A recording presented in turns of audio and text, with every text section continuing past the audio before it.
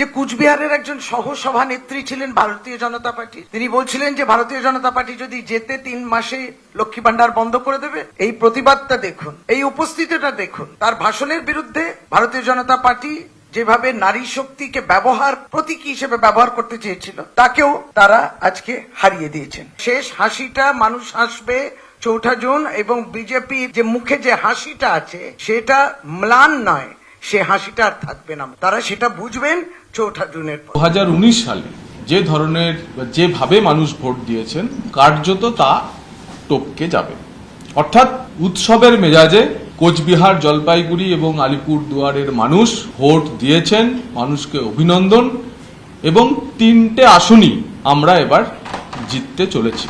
তাই প্রথম দফার ভোটে তৃণমূলকে বিজেপি 3-0 গেম দিচ্ছে।